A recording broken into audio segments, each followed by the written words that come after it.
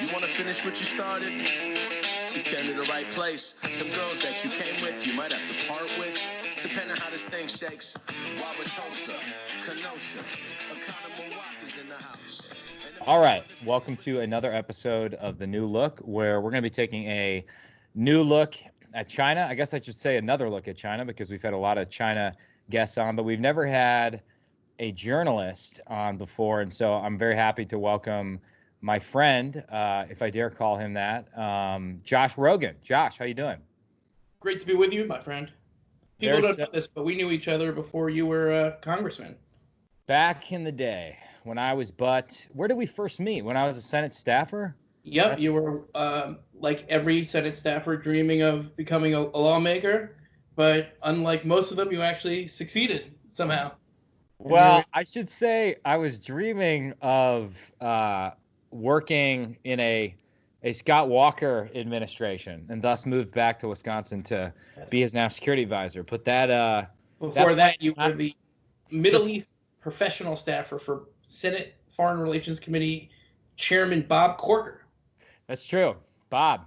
Good man, and I love that job. But I will confess, as I have before on this podcast, that at the time, I certainly thought that the Middle East was the only region of the world that mattered, and that Indo-PACOM was not something I had to pay attention to. And boy, oh boy, I was very wrong about that. And people like you were right. So wait, but we can get to that. Josh, where are you from?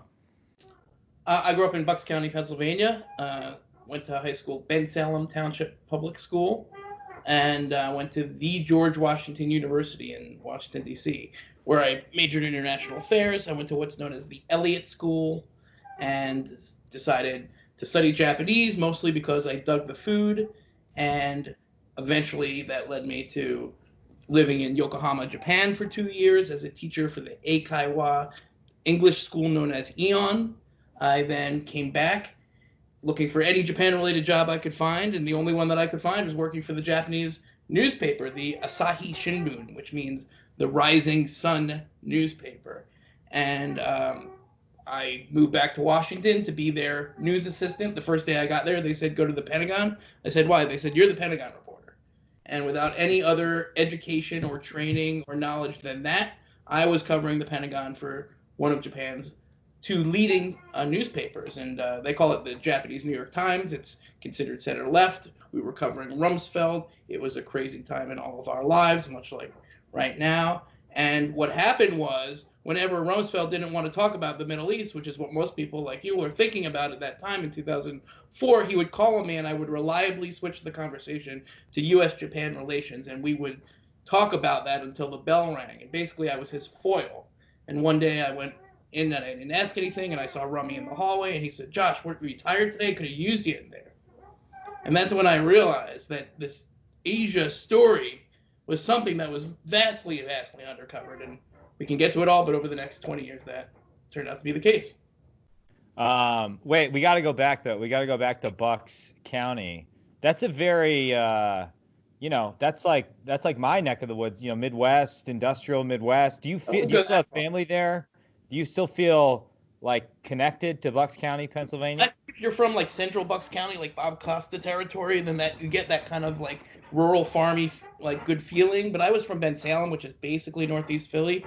And that's where, Pence went there. Everybody goes there. It's supposed to be your blue collar, purplish kind of lower middle class people who, generally vote Republican in a Democratic and presidential election, Republican in a local election, with some variations. And also they tend to pick presidents because they're right sort of in that middle space. And, as the parent of two New York City sort of hippie liberals, I'm not necessarily a representative of Ben Salem, Pennsylvania, but suffice to say, if you wanted to look for a place where sort of, blue meets red, street by street, that's pretty much where that is. So this is East Coast, because Pennsylvania it's a very long state and dramatically different depending on where you live. Well, Pennsylvania is Philadelphia on one side and Pittsburgh on the other side and Kentucky in the middle. And that's essentially how we're raised to understand it, but growing up, my senator who I saw the most was Arlen Specter. a moderate Republican, because he had a lot of liberal support in Philadelphia. And then, as I started to be a reporter, it was Bob Casey, a big political dynasty. And then, of course, Rick Santorum for a while, and now Pat Toomey. So, you really do get lots of different kinds of people. In the end, I think, it's turning more blue than it was 4 years ago. I think that's indisputable, and I think you're going to see that in the upcoming November election. There's a prediction. I could be wrong. There you go. Big prediction right there. Okay, so you're an Eagles fan then, I would assume. You and the great H.R. McMaster are the two most prominent Eagles fans in America. I think the Eagles have already said there's not going to be any fans in the stadium this year. I'm not sure we're going to have the NFL. What are your other sports allegiances? Are you a big Sixers guy? Like what growing up, who were your sports idols? Sure, I'm a Philly fan down the line. I did cover, when I first came to Washington, the very first 2 seasons of the Washington Nationals, and the very first 2 seasons of their existence for the Japanese newspaper. They had this Japanese pitcher named Oka, and halfway through the first season, they traded him to Milwaukee, but, my bosses didn't seem to realize that, so I continued to cover it for the next 3 years. And basically what I would do is I would go to all the games and eat the food in the press box, and I never really wrote anything about the Nationals, but anyway, that's how I lived. That when I was a poor reporter, that I used to, eat dinner 3 times a week at RFK Stadium, and so that I have an allegiance to the Nationals. Love the Nats. It's a kind of I'm in a mixed marriage. My wife Allie works for PBS NewsHour, who you know very well. She's a diehard Caps fan. She likes the Devils, which, nobody's perfect. And hers is a Giants family. But luckily, the Giants are so terrible that hasn't really been an issue recently. Well, it's not like the Eagles have been lighting the world on fire. But, that's one true. Super Bowl, I can die a happy man. That's true. I feel like my rule is that once your team wins a Super Bowl, the next decade, you're not allowed to complain. So I got 1 more year before I can start complaining. Well, let me turn this back on you, Congressman. What do you think about this whole Redskins controversy, right? Now they're changing their name. You for it or against it? I've got a great solution for this. One that skillfully navigates the Scylla and Charybdis of this whole thing. So and I can't confess that I came up with this. This is a good college friend of mine. Her dad is a teacher in D.C. and he's a really good guy. And he heard this somewhere and came up with the idea. Apparently, before America was America, George Washington was involved in something called the Buckskin Militia. I've never done any research on this, so I don't know if it's true. But why not change the Redskins to the Buckskins? They could still be the Skins, and it would be like tied to early frontier, rugged, pre-American colonial settlers, although that could actually be problematic in the current moment. Okay. But they'd still be the Skins, the Buckskins. Yeah, it might be a little too clever by half, but there you have it, ladies and gentlemen. News and official endorsement of the name Washington Buckskins. Again, it sort of feels like a condom ad, so I don't think it's going to fly, but who knows? 13 podcast, Ben. Ben, just call you Ben. I was just talking to Ben Sass. Your name is not Ben, it's Josh Rogin. So first of all, the problem with the Skins is the stadium sucks. I went to a Packers Skins game. Gosh, it must have been like 8 years ago already. Yeah. That was one of the worst sports experiences. It's a terrible fan experience across the board. Bad views. There's no good seats. The food is terrible. It's really not good. Yeah, like I understand. Like if I go to a Phillies game or if I go to an Eagles game, I know that the fans are going to be super mean and what are you talking about? Fans are great. You booed Santa Claus. It's a bunch of Santa Claus. We're not mean to visitors. You'll be fine. But I didn't expect that at a Redskins game. But I was wearing my Bart Starr jersey and I got a lot of crap and. I'm not saying that fisticuffs were almost on the table, but it was not an experience. Certainly not what you get when you come to Lambeau Field. In fairness, if I were a Redskins fan, I would be really upset and irritated at the game as well. So just, out of an abundance of consideration, I feel for the Redskins fans. So, even though they tend to act like jerks, I can rise above by living well and I do think that like if you get to vote on bring like some sort of federal funding, corrupt scheme to get a stadium built in DC proper, you should vote for that. You should vote for that. I'm lobbying you for that right now. Well, why can't we just revitalize RFK and make that a cool thing? I mean, that area could definitely use it. There's got to be an option there. What do you think about the Redskins story in the Post? Huge scandal. What was the scandal? All I saw was the Onion headline that was like sexual harassment inside of the management. 3 people resigned before the story came out. Huge Washington Post expose. Wow. I don't have really any thoughts on it.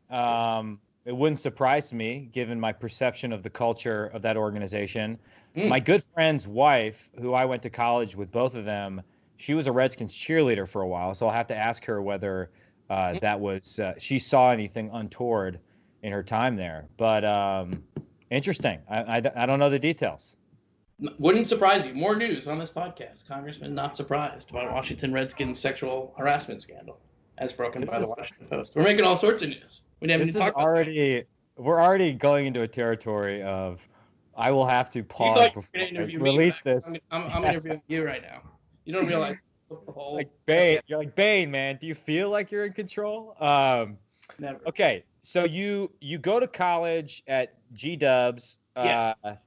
And what's the mascot for George Washington? The Colonials? It's the Colonial, which I don't want to speak out of turn, but I think they're reconsidering that because that has some problematic connotations if you want to think about it. Back then, it just seemed like a you gotta admit that's absurd. Like I haven't really thought it through. I remember being in school there and thinking it was a dumb mascot, on its face without even considering the historic legacy of colonialism, which I think maybe is not the right reference in this day and age in this city. But I just thought it was always stupid just because it was stupid, because it wasn't like a cool thing to say. There was a lot of consideration of changing it to the Hippos when I went to school there, but some of the girls' sports teams objected, and so that got canceled. And Hippos. Yeah, it's Foggy Bottom. It's a swamp. There's hippos. We're the traditional inhabitants of that particular swath of Washington, D.C. So, but anyway, that was killed as an idea. And if we're aside from the wokeness of the motivations, I think it's a stupid mascot. So they might as well change it. Well, I'll agree that it's not a great name, but no name is stupider than the Washington Wizards. Yes. Which is doubly infuriating because they had an opportunity to name it whatever they wanted. Back when the Bullets was a controversial name. My understanding, though, is that it really came down to the owner's wife thought the Wizards was a cool name just because of the alliteration, but it is obviously not. I don't know if this was like a Bill Simmons thing or who proposed it, but I always thought that the Washington Monuments would be a cool name for the basketball team. It could be like the Monuments Men.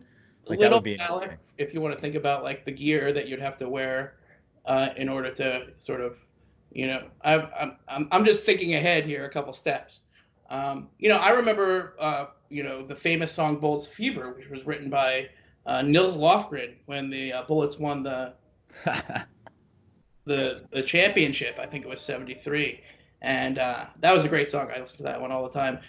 When the Wizards started, Michael Jordan was in town, and we were in DC, and that was a pretty cool time because Michael Jordan lived at the Ritz-Carlton right in Foggy Bottom where we were hanging out, so we used to see him around. It was pretty cool. Did you watch The Last Dance? No, I haven't seen it. You did not watch The Last Dance? Oh my gosh. Oh, you got to watch the Michael Jordan documentary. It's amazing. Besides Tiger King, it was essential. Story 30 by 30.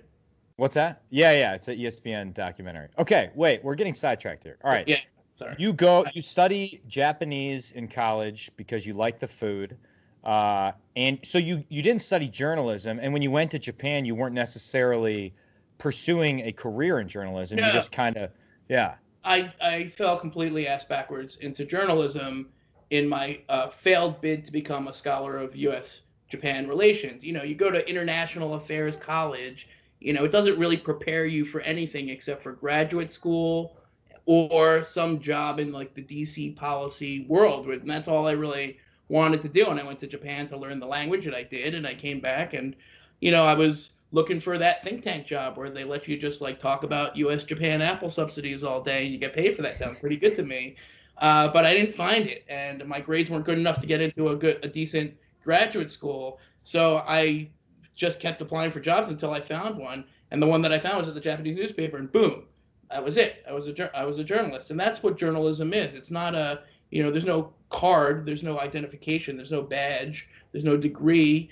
It's if you can, do the act of journalism and someone will pay you for it, you are a professional journalist. And after that, it's kind of a meritocracy. Now, what was super interesting about that particular time in journalism was that, for young journalists, the everything was changing, right? And we think of a journalism industry in chaos. For me, that's all I've really ever known. And for a whole generation of us who came up in those early aughts, in those mid 2000s, there were two big trends. One is that all of the things were going to the internet. What was this internet? And all these big companies were all of a sudden, thinking, oh my God, what should we do? Should we build an internet? Should we try to get onto this one? Should we try to put our content there?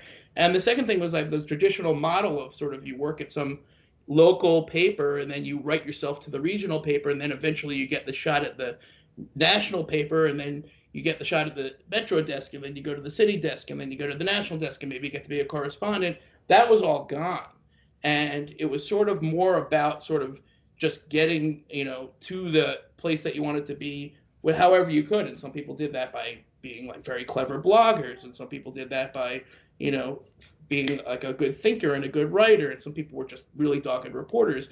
And what I did quite by accident was I got a job at the Japanese newspaper where they actually still were training journalists. And if you get to be the U.S. Washington correspondent for the Japanese top newspaper, you are one of the best journalists that Japan has to offer. You're the cream of that system.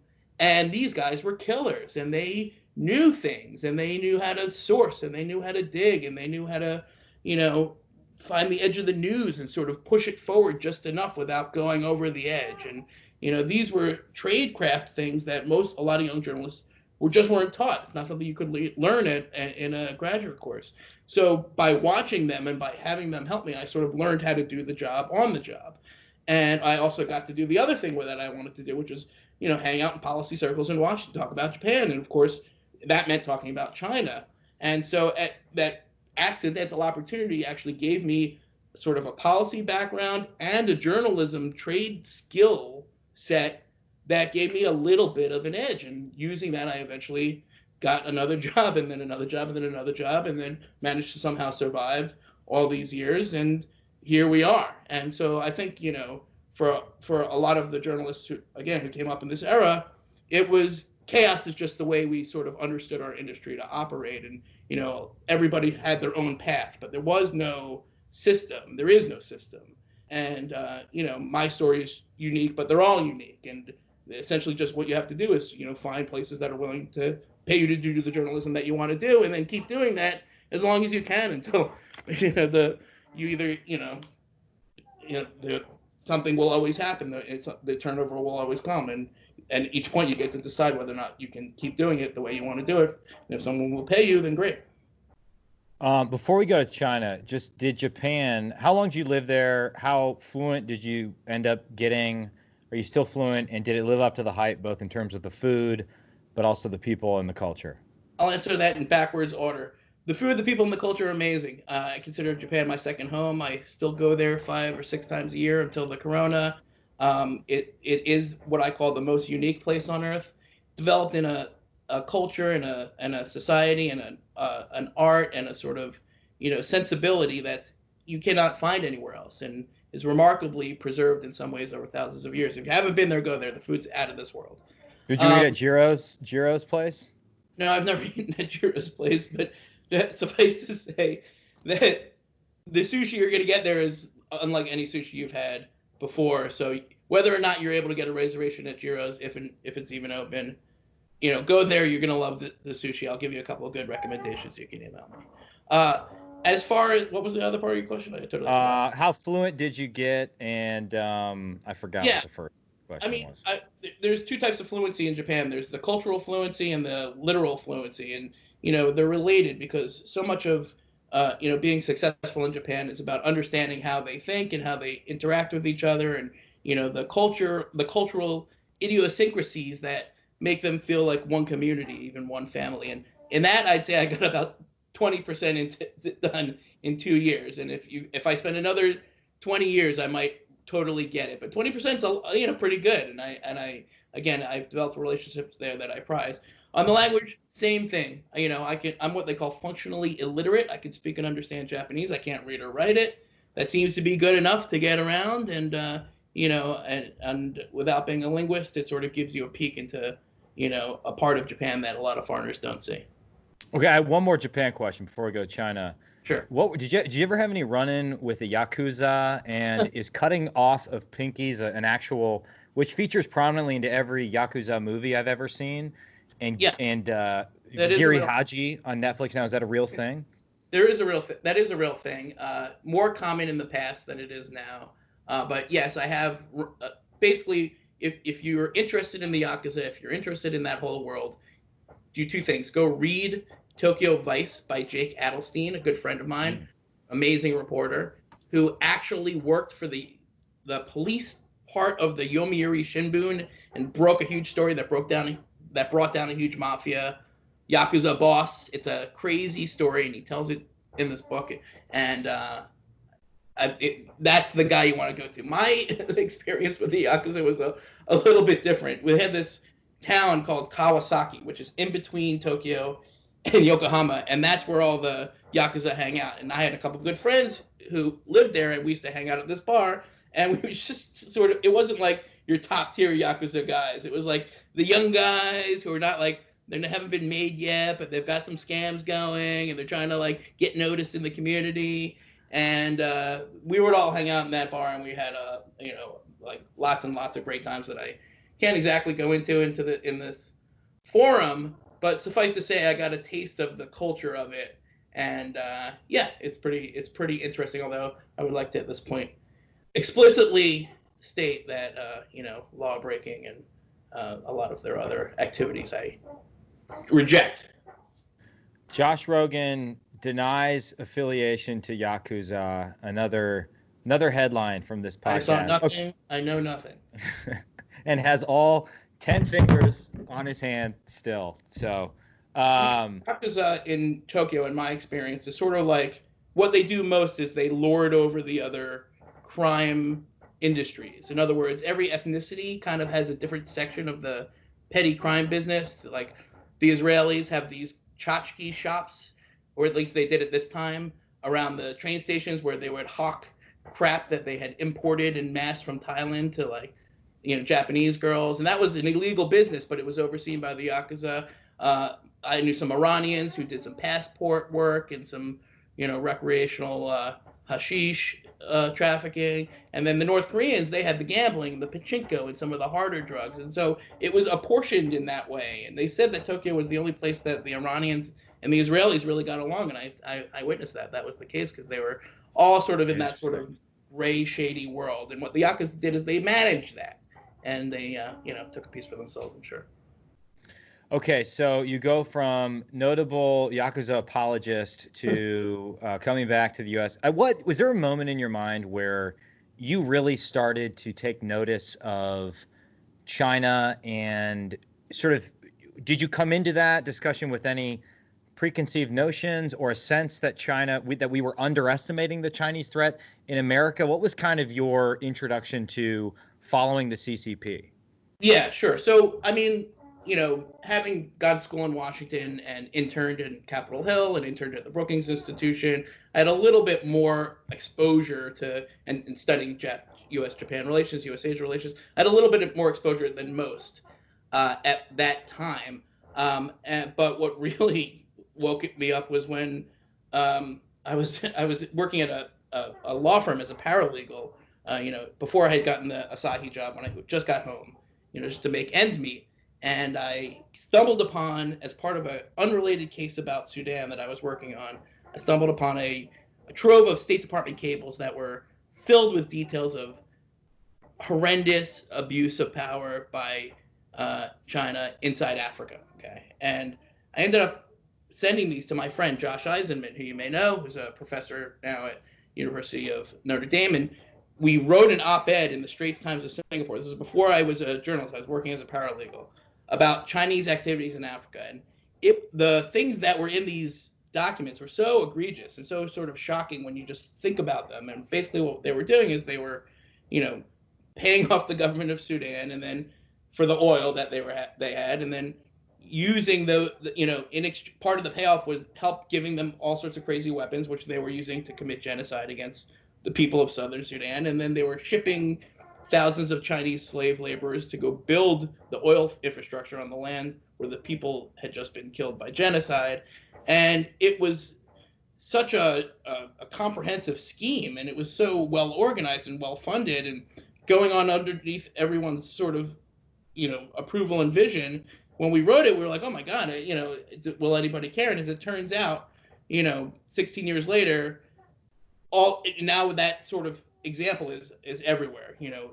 Schemes where the Chinese government is not just doing one thing wrong; it's where they've constructed a relationship based on wrongness on so many different levels, and atrocities and arms dealing and resource management and debt diplomacy and slave labor and all combined. And that was just the first example I ever saw. But now you see them everywhere, and from then on, I'm like, oh my, what? We got a problem here.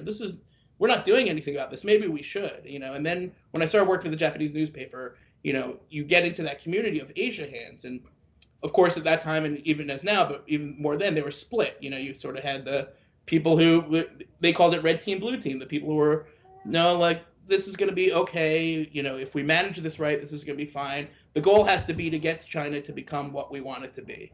And then you had another group of people who were the blue team who said, no. The goal has got to be to defend ourselves from what China is. And we have to be honest about what China is and stop thinking that we're going to change China into something that we want it to be, because, it doesn't look like it's headed that way anyway. And plus, that's not something that we can do or should be in the business of trying to do even. Of course, at that period of time, the red team was prevalent. That was the Washington China hand community, was mostly run by these people who were pro-engagement because, of course, they're managing the relationship. But this minority group of people who are like, no, you're managing the relationship into a position where they're going to have a lot of power and influence over us to our disadvantage, that minority group, they were considered the freaks and geeks.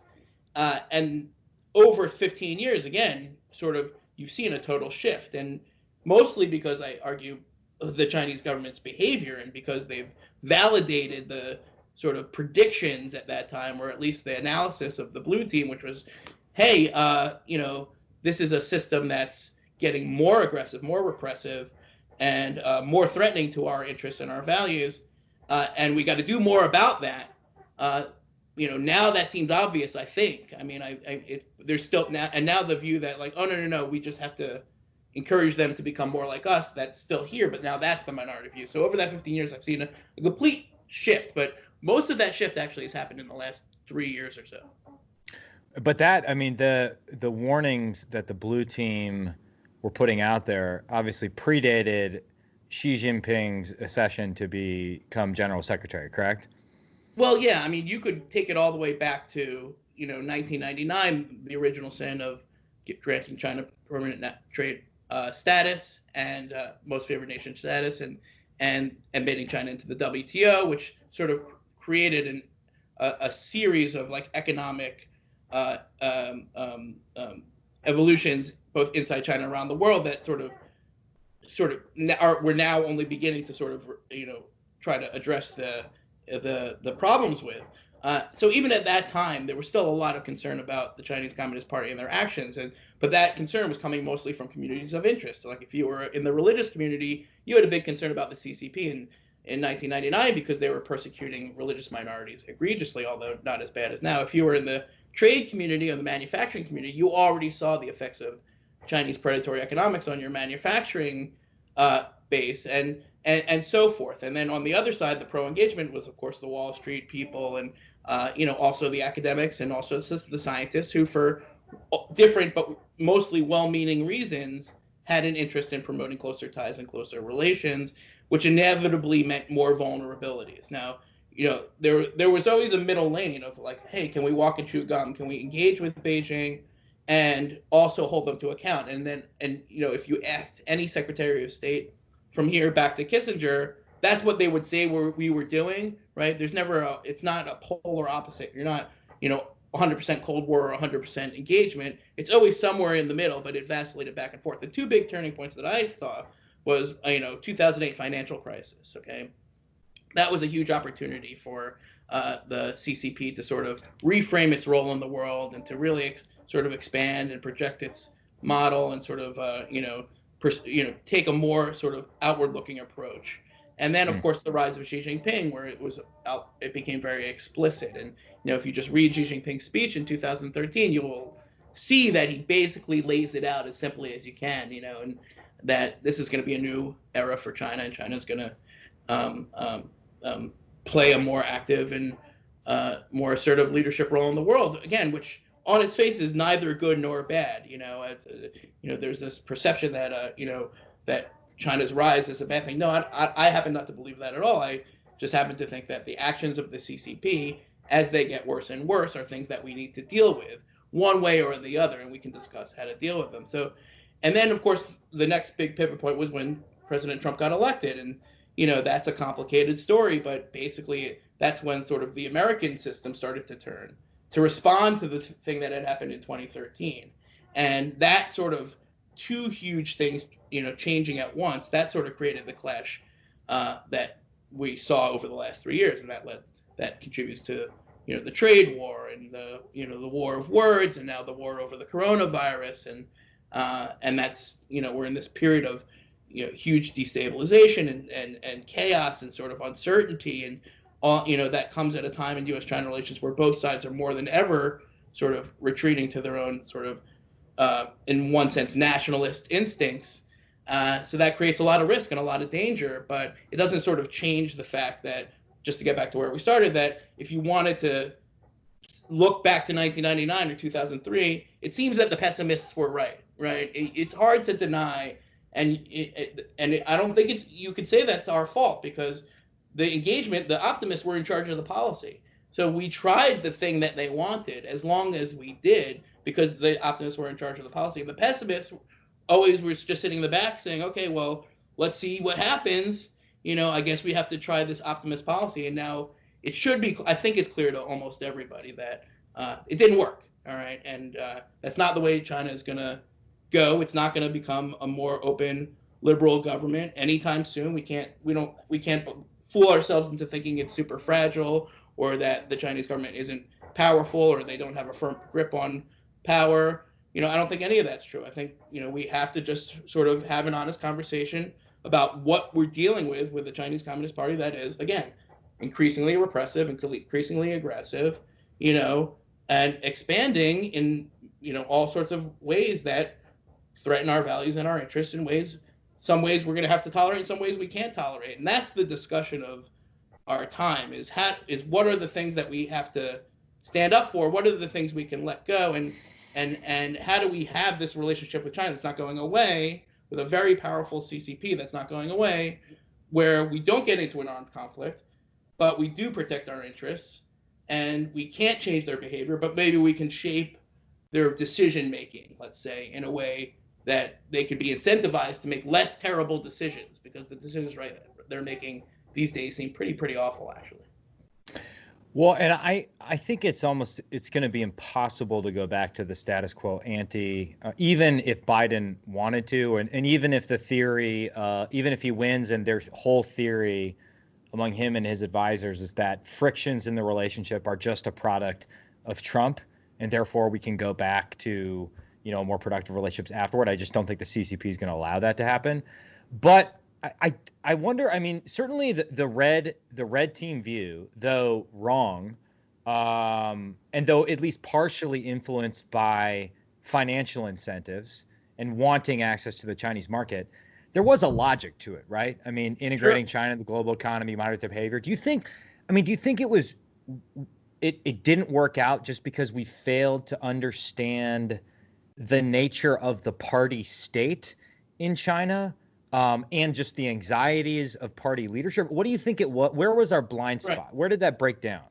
Well, I think it was different for different people because it wasn't even a monolith view at the time. Sure. But there's a debate raging now amongst those people who have their careers and sort of legacies invested in this engagement policy, and it's fascinating actually. And some people will say it's basically the debate over who lost China, right? And some people will say, oh well, that we had to, try the engagement path. It was the only responsible thing to do, and how could we have not done that? And now we can see that it didn't work out. We have to make an adjustment, but that doesn't mean we made the wrong decision, right? That's one view on the engagement side. The other view is that, oh no, it's still the most responsible thing to do, and there are still people who are convinced, and I believe, intellectually, honestly, although wrong, they're convinced that we still have no choice but to sort of accommodate and engage and live with the China that we have in a way that means sacrificing more of our interests and values, because that's just the only way to avoid the war.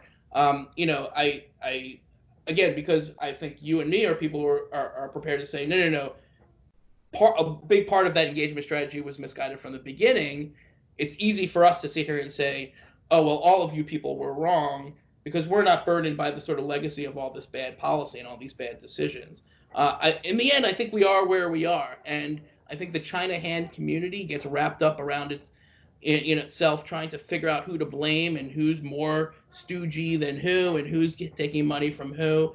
But when I sort of look at the younger generation of China scholars and the younger generation of policymakers, I see a lot less of that, because they're, our generation, we didn't do that. All right, we weren't in charge of anything at that point, so we don't have to worry about reconciling all of that bad policy with whatever we're going to do now. We can just do what we need to do now, and that's really a much more important discussion if you think about it. So, and on the Biden thing, I think it's really interesting because I think there's different camps inside Biden world, and they feel differently about China. And you have some people who are like, very much a part of the Obama engagement legacy, and they're still defending that legacy, and they want to return to it, and they're very Wall Street focused, and they're very engagement focused.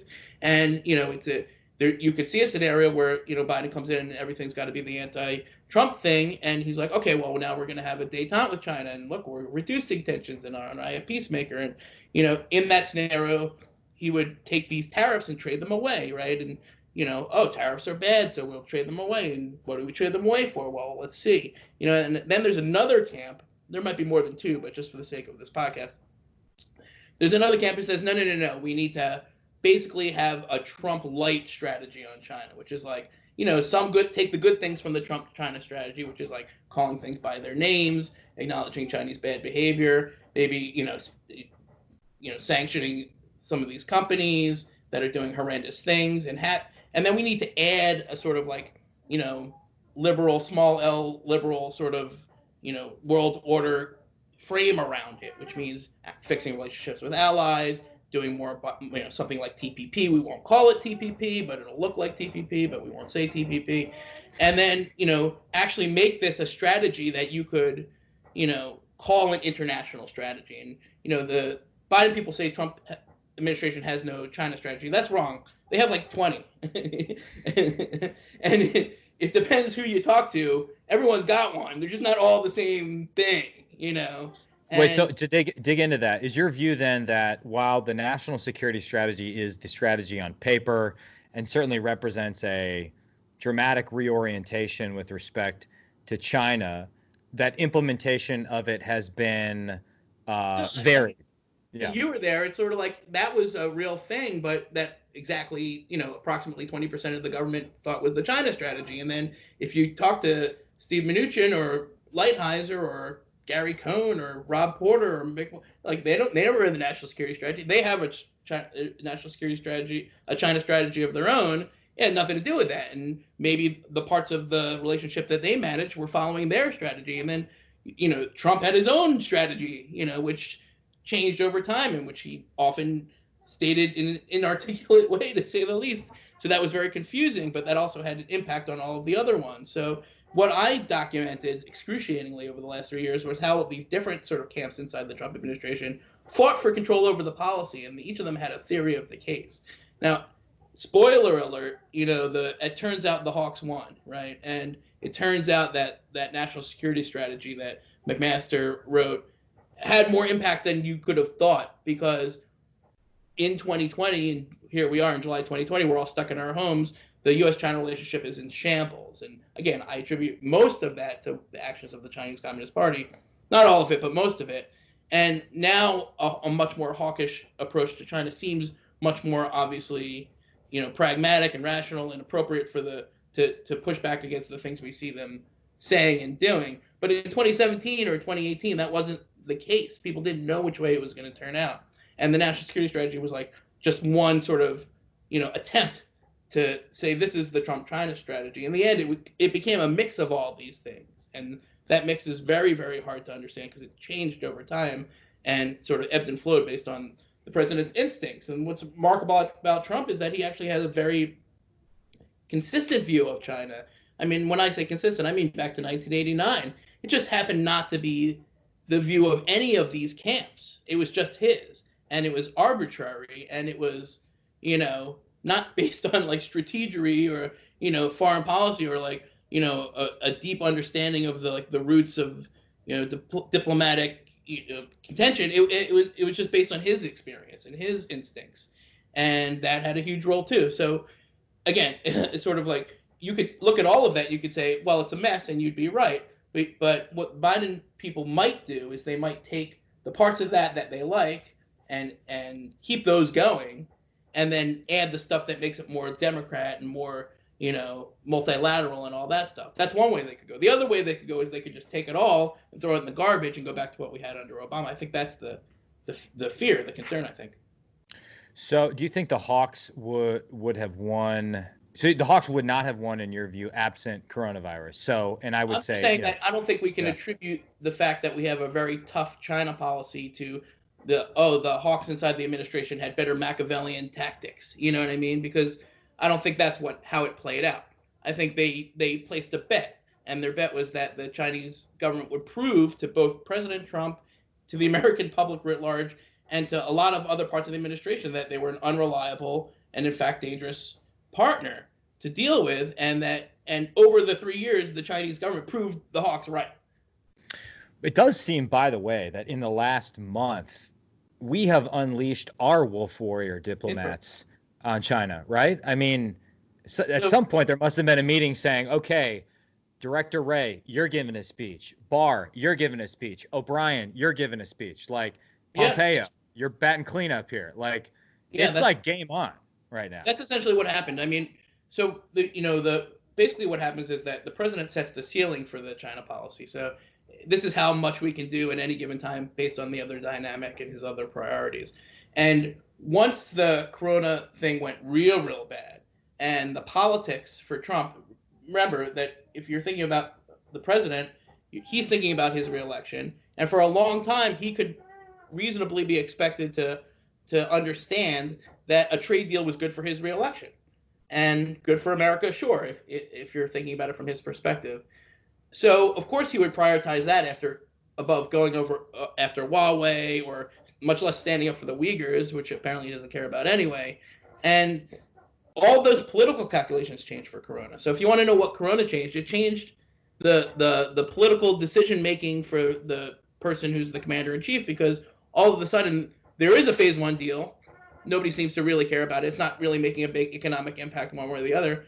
And what the hell is the value of $200 billion of ag sales over 10 years when we just spent $6 trillion to fight the corona? It's going to have, it's like, what's 200 billion to 6 trillion? The economy is so screwed, and by extension, his reelection chances are so screwed that for him, there's no more reason to be nice to China. There's not going to be a phase two, and at the same time, because Americans sitting around their homes know to one extent or another that the Chinese government's actions contributed to why they're sitting around their homes. They can't see their grandmother, somebody's sick, they lost their job. You might not believe that's 100% the Chinese government's fault, but it's partially their fault. You can't say it's not at least partially their fault.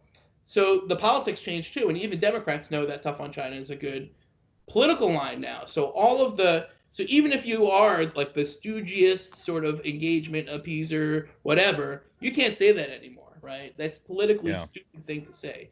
And I think that's why you see the Biden campaign switch from Trump's too tough on China to Trump's too weak on China, right? That was like it's not a reflection of what's going on inside the campaign, except that they're politically aware enough to read their polls to know that, we got to say that Trump is weak on China, which is an interesting argument considering he's like, calling, and then the president says China virus or Kung flu, which is, in my opinion, racist and counterproductive to the actual mission to hold the CCP accountable. But setting that aside, it plays. So the politics change, and that's why. Wait, but you're not shy when it comes to trolling Xi Jinping. I love trolling the CCP. I just don't like making it about Asian people, right? And this is like a kind of a key, very key, important thing. Yes. To remember is that the Chinese people are not to blame. The Chinese people are essentially victims.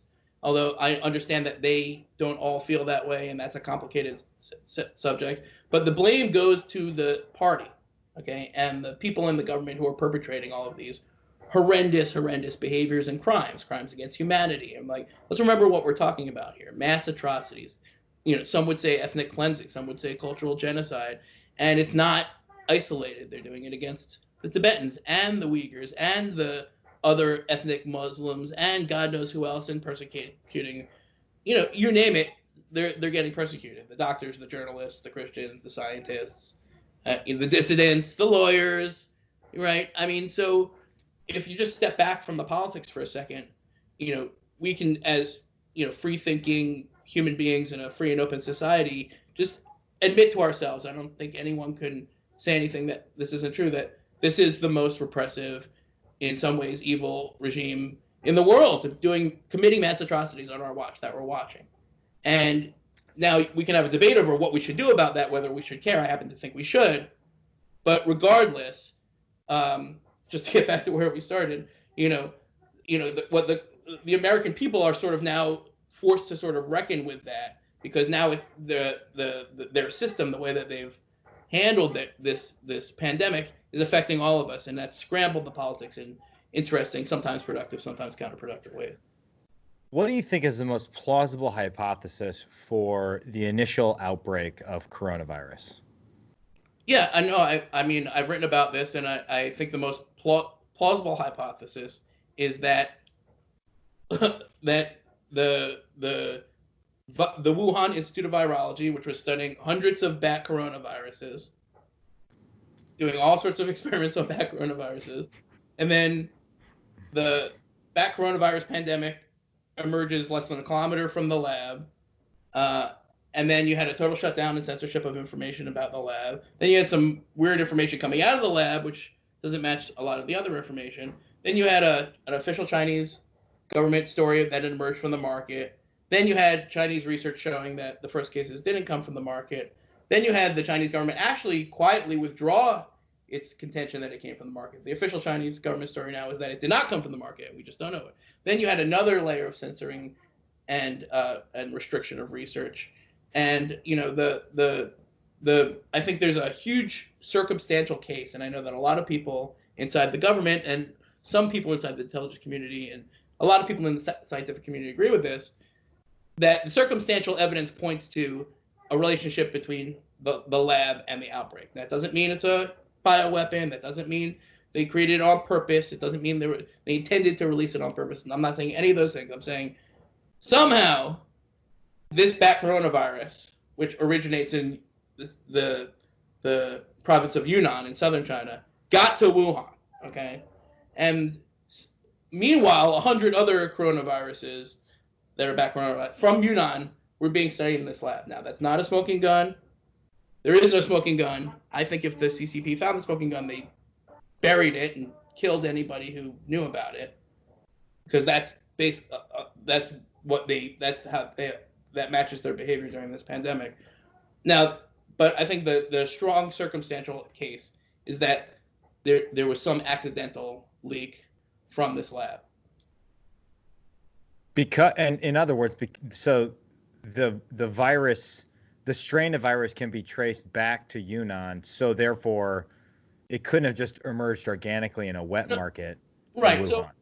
So to be fair to the other side of the argument, there's another way the virus could have gotten from Yunnan to Wuhan. It could have been through an intermediary animal, although there's no firm evidence of that. There could have been some wildlife trade.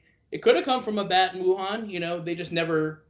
Most of the bats that have these coronaviruses, and these come from Yunnan, but you know, the SARS virus was found to have originated in a place where you find a lot of bats who carry coronaviruses, and Wuhan has bats, but they're just not known for that, right? Even the head doctor, Dr. Schur at the Wuhan Institute of Virology, she said when this happened, she was like very surprised it happened in Wuhan because that's not where you would expect it. And you know, I think it's not just about blame. I think it's an important scientific question, and I think the fact that the Chinese government has thwarted all efforts to get to the bottom of this represents an active effort and to cover it up, and that effort to cover up the origin of the virus is problematic because it affects our ability to scientifically solve it and also to prevent the next one. So that's very dangerous in terms of our own public health. And I think that you know, yes, it's true, we don't know how the virus broke out, but you know, if you were if you were the Chinese government and you were engaged in a good faith effort to find that out, this is not how you would be acting. All right. And the fact that they're acting in every way to prevent us from finding out the origin of the virus, that is, in and of itself, is a terrible, terrible problem that affects our public health to this day.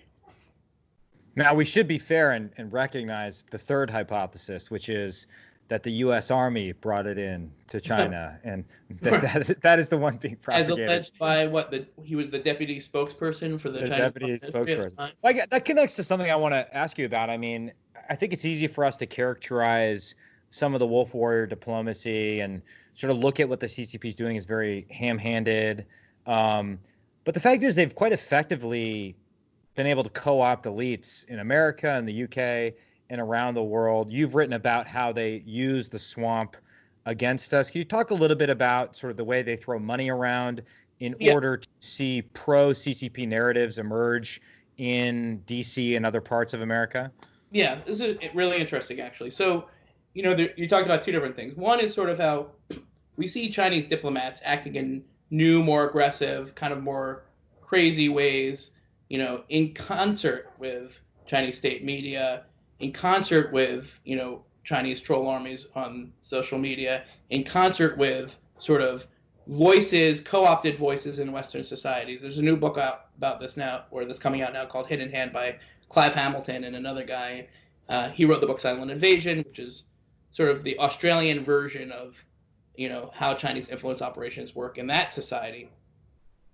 And I think the best way I can quickly explain it is this. First of all, you have to understand that the Chinese Ministry of Foreign Affairs at this point doesn't operate the way like the U.S. State Department operates, right? They're at the highest level is not sort of making the decisions. They're not in control of the policy. Not that our State Department controls the policy, but you can't imagine the Foreign Minister of China having as much influence over Xi Jinping as like Mike Pompeo would have over Donald Trump. It's because in their system, the party is the only thing that matters, and the ministry sort of, you know, takes orders from the party. So when you look at this wolf warrior diplomacy, you sort of have to look at it as agitprop, right? And that's what they're doing. They've become largely a propaganda organization. And so the foreign ministry officials are, you know, on their official Twitter feeds are attacking journalists and, you know, calling Hong Kong people terrorists and doing all these things that are not really diplomacy. They are agitprop. And that sort of, so we have to stop thinking of them as like sort of like a foreign ministry that sort of, you know, operates the same way foreign ministry in our country does. You know, and that sort of speaks to the larger point, which is that, you know, all of this on the Chinese side is connected, and it's what they call United Front operations, and it's coordinated by a part of the party that's called the United Front Work Department. But it really is a term that's meant to describe a broad range of activities, and that are all sort of coordinated to advance the party's interests by sort of finding friends and enlisting friends, especially both at home and abroad, to support the party and fight the party's enemies. And there's a lot of research out on this, but basically to sum it up, what it says is that, you know, the United Front system which is again lorded over by the United Front Work Department, has different parts. Part of it is to co-opt overseas Chinese, right? And that means buying up Chinese media in New York and Los Angeles. And now almost all of it is owned by the party or party sympathizers, right? And then at home, it means, dealing with non-government people to make sure that everyone's on board with repressing the Uyghurs, and to make sure that everyone's on board with tough stance on Hong Kong, and sort of making sure that the non-government parts of China, the institutions, are in line and playing ball, lest they be punished or disappeared. And then when it gets to our society, it shows up in lots of different ways. So when you see a Confucius Institute, and this is a long conversation by itself, that is directly an institution that reports up to the Hanban, which is the Chinese government's education ministry, and that was the person who started the Confucius Institute program was a top official in the United Front Work Department, right? So that's a very clear example of where this system, this United Front system, produced 100, educational institutions on U.S. university campuses. Are they all bad? No. Are they all spies? No. It's complicated. Some are, doing sort of, teaching Chinese cooking and Chinese language, and there's nothing wrong with that. Some of them have spies in them. Some of them are, have Chinese officials who sort of work to restrict academic freedom on U.S. campuses by organizing a protest when the Dalai Lama is about to come to town to make sure that he doesn't get a hearing. Some of them are corruptly intertwined with university officials, and you get a Confucius Institute at this university, and we'll grant you a Chinese satellite campus, somewhere in Nanjing, and that kind of cozy relationship is, again, not illegal, but it's in a way corrupt, because you're making compromises on the interests and values of your university in order to get something, usually financial, on the other end.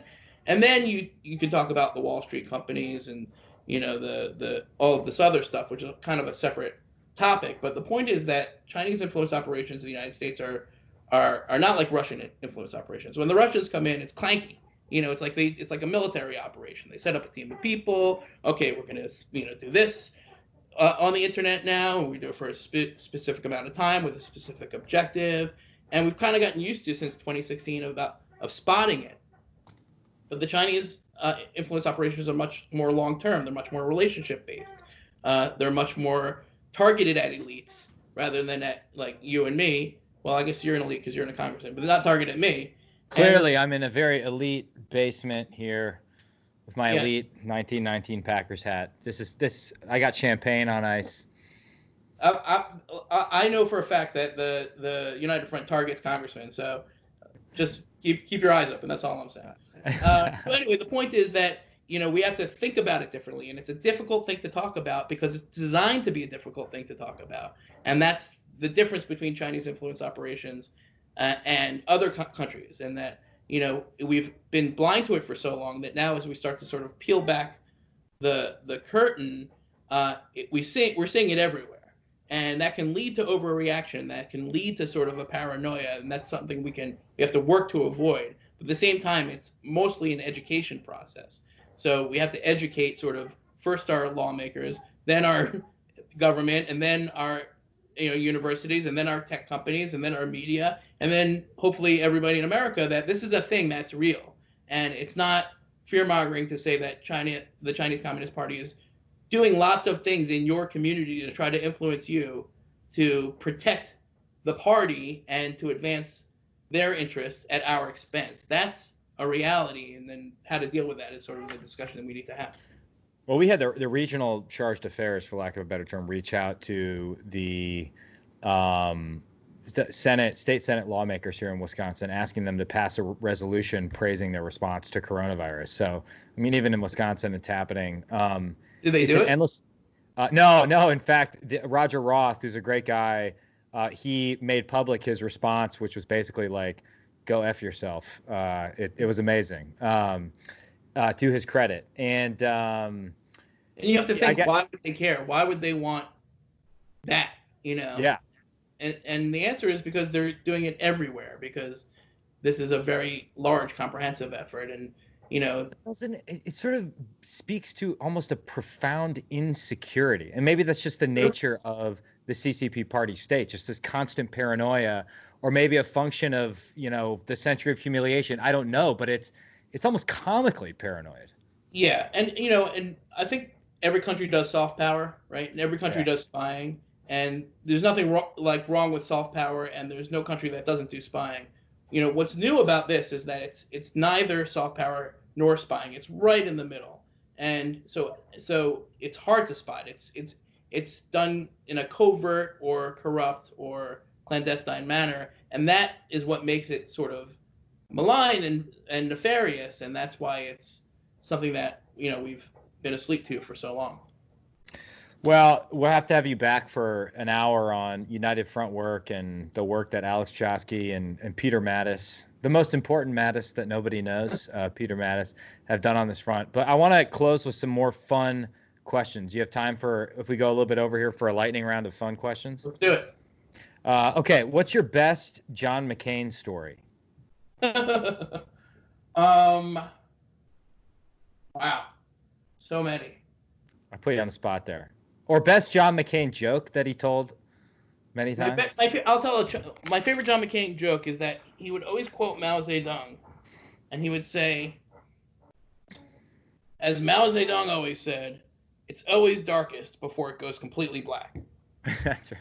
Now, what's funny about that is that he would say it all the time, but also that there's no evidence Mao Zedong ever said anything like that. And it's almost certainly true that Mao Zedong didn't say that, because in Chinese, such a euphemism doesn't even exist. So he would have been like amending a euphemism he wouldn't have been aware of. Yet John McCain loved that joke, and he would say it all the time. I love that. Okay, you didn't go to journalism school. You learned primarily by doing it, and you had mentors in Japan and elsewhere. So if someone came to you and said, hey, I want to be a journalist, would you advise against going to journalism school? No, I think everyone has a different path, and the trick is, and if journalism school is the way that you want to go, then good on you. And there are things to be learned there, and it's not just about how to structure a lead. It's about the ethics of journalism, the laws, and the history of it. And I in some ways those were things that I learned last, although I promise you I did learn them eventually. So there's no right way, there's no path. Everyone makes your own path.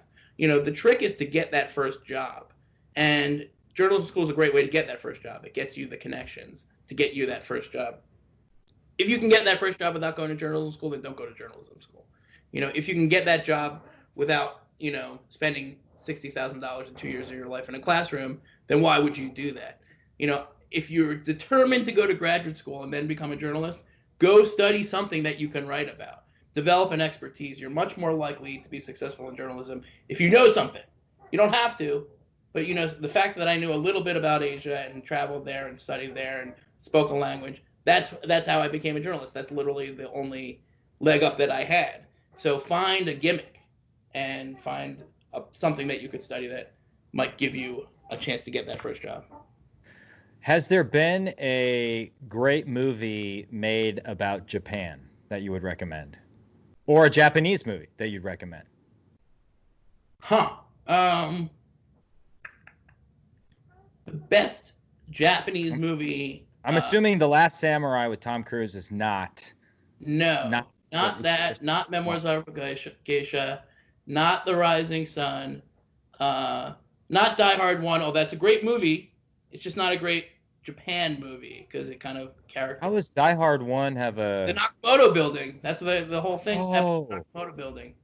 But it was kind of a cartoonish depiction of Japanese culture, so I'm not pointing you there. I would go with. There's never been a good movie about MacArthur's time in Japan, as far as I'm aware of. Yeah. Jiro Dreams of Sushi is a great movie. Lost in Translation is what it's like to be in Japan for the first time. And it's a disorienting and fascinating experience. So I would see Lost in Translation. If you're looking for a Japanese movie, there's a movie called Tampopo. And I'm not going to tell you any more than that. You should go see that. That's Tampopo? Tampopo. Tampopo. Or another Okay. one by the same director called The Funeral. These are like considered classic Japanese culture movies that will give you an insight into what's going on there. Okay, got it.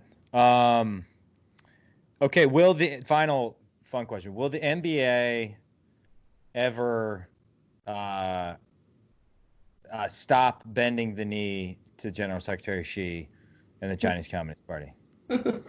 Listen, when I went to the Rockets Wizards game, the opener, we went with a group of Uyghur activists, young guys, Americans, whose family members had been thrown into camps.